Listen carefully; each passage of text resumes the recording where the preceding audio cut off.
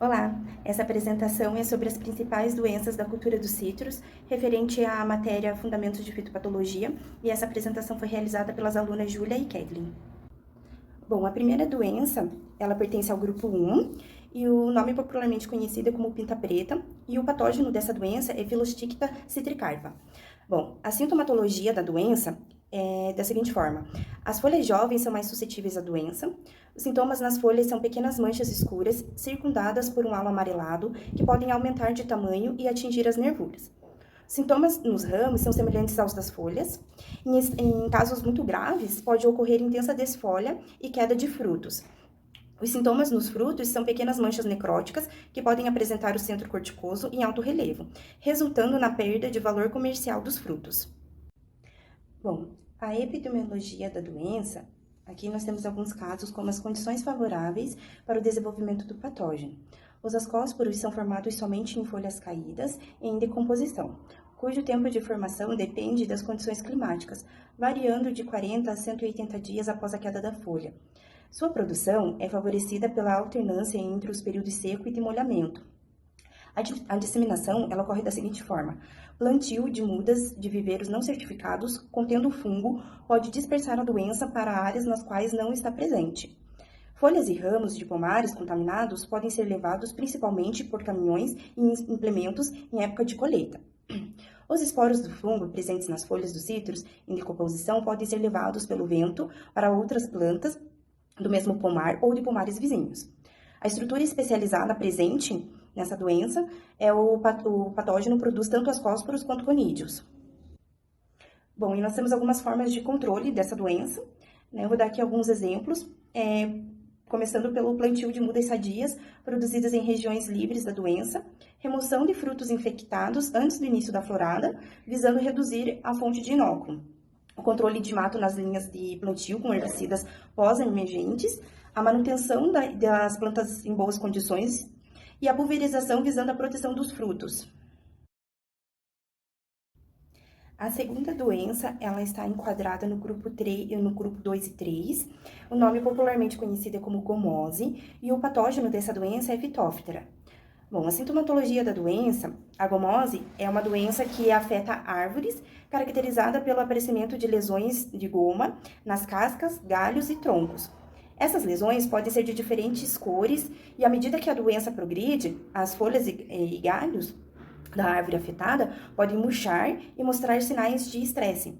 A casca da árvore ela pode ser desenvolvida através de feridas e rachaduras, e as plantas elas podem apresentar uma crosta escura na base do tronco, que pode se estender até a raiz e causar o tombamento.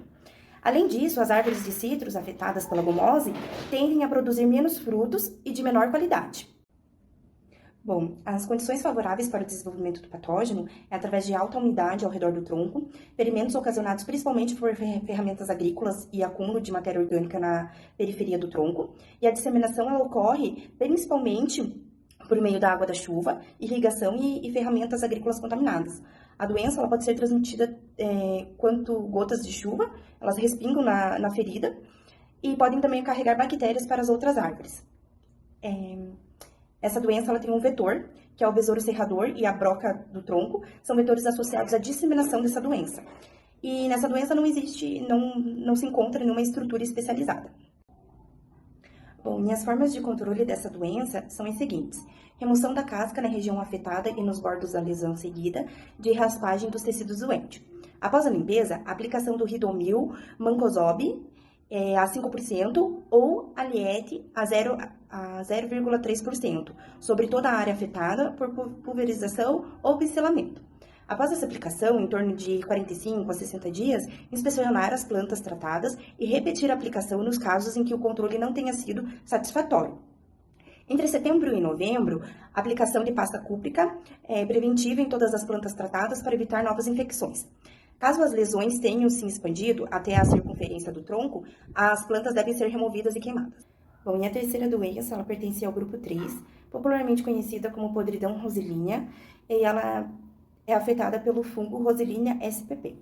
A sintomatologia da doença são folhas amareladas ou com cores anormais, seguida de murcha e enrugamento, desfolha precoce, frutos de baixa qualidade, sem valor comercial, e raízes cobertas por micélio branco semelhante ao algodão, a podridão das raízes com epiderme escura e desprendimento em solo úmido. Bom, e as condições favoráveis para o desenvolvimento desse patógeno são solos úmidos e temperaturas amenas. Influência da temperatura, um estado ótimo para a disseminação do patógeno é a 25 graus Celsius, luz e água disponível no solo.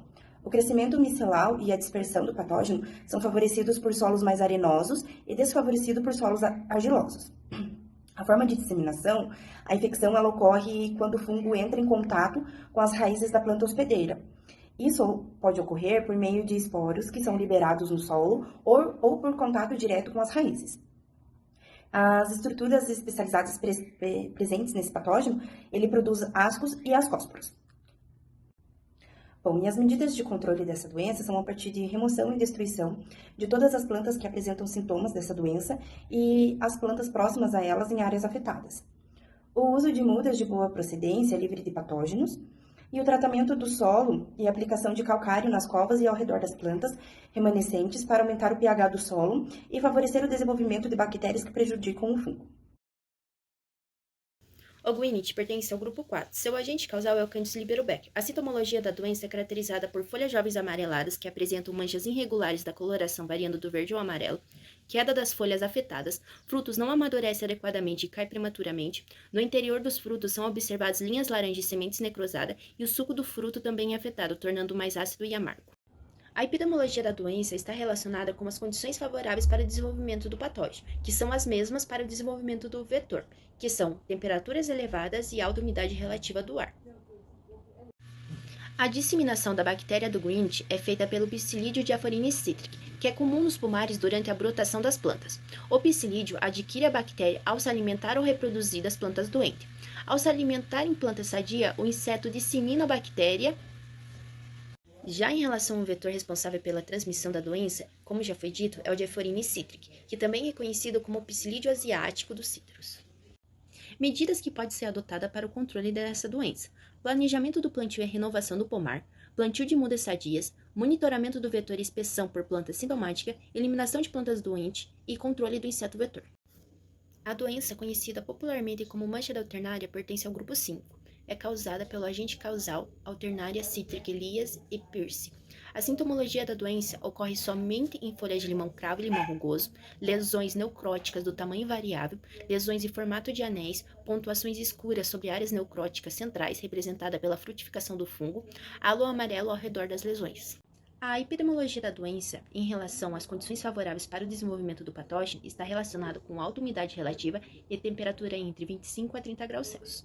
A disseminação da doença ocorre pelo transporte de conídeos, pelo vento e pela chuva. Em relação à sobrevivência da alternária, ela pode sobreviver em restos culturais, hospedeiros intermediários, equipamentos agrícolas, estacas, caixas usadas para transporte ou até mesmo nascimento. A alternária produz estruturas especializadas chamadas de conidióferos, responsável pela produção dos espórios chamados conídeos. As de controle utilizadas geralmente são fungicidas sistêmicos do grupo dos triazólicos. A doença tristeza dos citros é classificada no grupo 6.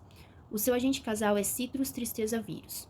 A sintomologia da doença é caracterizada por folhas ligeiramente bronzeadas de aspectos coráceos e quebradiços, amarelecimento da nervura principal ou amarelecimento total das folhas velhas, declínio rápido da planta, seca gradativa dos galhos a partir da extremidade, enfesamento da planta e folhas de tamanho reduzido com clorose semelhante à deficiência de zinco, manganês e outros nutrientes, e a indução de frutos miúdos. Em relação à epidemiologia da doença, como já foi dito em tópicos anteriores, tem a ver com as condições favoráveis para o desenvolvimento do patógeno, e nesse caso são em períodos chuvosos do ano. A disseminação do vírus está relacionada com o agente vetor, que é o pulgão preto dos citrídeos, durante a sua fase de maturação de ninfa, quando se alimenta de uma planta infectada.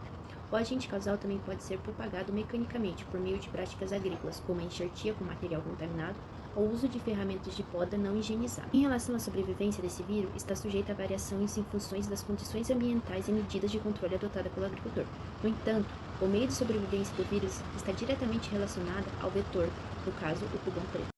Medidas de controle que podem ser adotadas em relação a essa doença: eliminação de árvores doentes, uso de materiais vegetativos certificados, enxertias e porta-enxertos resistentes, uso de cultivares resistentes, práticas de manejo integrados de pragas e doenças, monitoramento constante de lavoura e o controle químico de doenças virais não é viável, pois o controle é realizado através de uso de inseticidas devido ao vetor, no caso, o rótulo. Obrigado pela atenção de todos.